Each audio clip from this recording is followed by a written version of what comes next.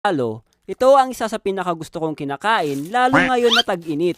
Ang kagandahan sa halo-halo ay marami tong ingredients. Para mo nang inakyat lahat ng prutas sa mundo kasi may saging, may langka, may mangga, may buko at iba pa. Minsan, nadidismaya ako sa mga ibang naglalako ng halo-halo. Hindi ko alam kung halo-halo pa ba tawag doon kasi yung iba sobrang tipid ng ingredients.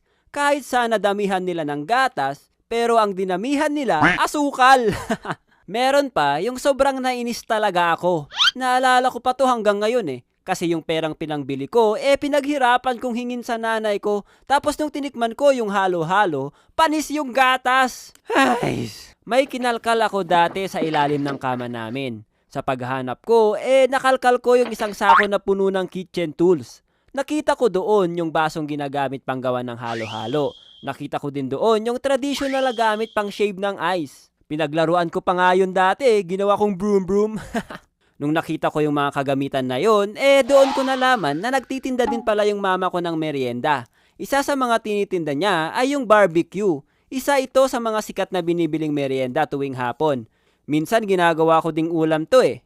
Kapag may nakita kayong umuusok sa daan at ang sarap amoy-amoyin, alam mo na barbecue yan. Kung hindi barbecue, pwedeng isaw. Alam nyo yon, yung intestine ng manok. Meron ding paa ng manok, tinatawag nilang Adidas, tenga ng baboy, Betamax na gawa sa dugo ng manok o baboy, at marami pang iba. Syempre may mga kapatid na merienda din si barbecue. Walang iba kundi si Banana Q at si Kamote Q. Madalas makikita mo sila sa paligid ng eskwelahan dahil kadalasang bumibili nito mga estudyante. Naalala ko tuloy nung estudyante pa lang ako. Kapag hindi ako nakapag-breakfast, ito yung binibili ko. Sulit na kasi siya, nakakabusog lalo na yung kamote. Dahil ang kamote ay isa sa mga magandang alternative kapag walang kanin. O ayan, sa mga gustong mag-diet dyan, mas maganda kumain ng kamote kaysa sa white rice. Kung ayaw nyo ng saging o kamote na nakatusok sa stick, meron namang turon. Pero dapat piliin nyo kung saan kayo bibili para hindi nyo ma-experience yung unang kagat, wrapper lahat. Speaking of unang kagat-kagat na yan, doon talaga sa siopaw Ewan ko ba kung ganyan na ba talaga ang siopaw ngayon? Kahit yung nabibili sa grocery unang kagat, tinapay lahat. Nilalagyan ko na lang ng sauce para makain ko lahat. Sayang Empanada.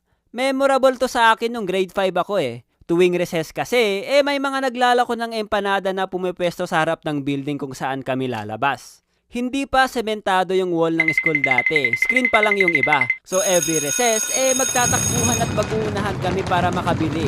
Para kaming mga Walking Dead, lumalabas-labas yung mga kamay sa screen na bentahan lang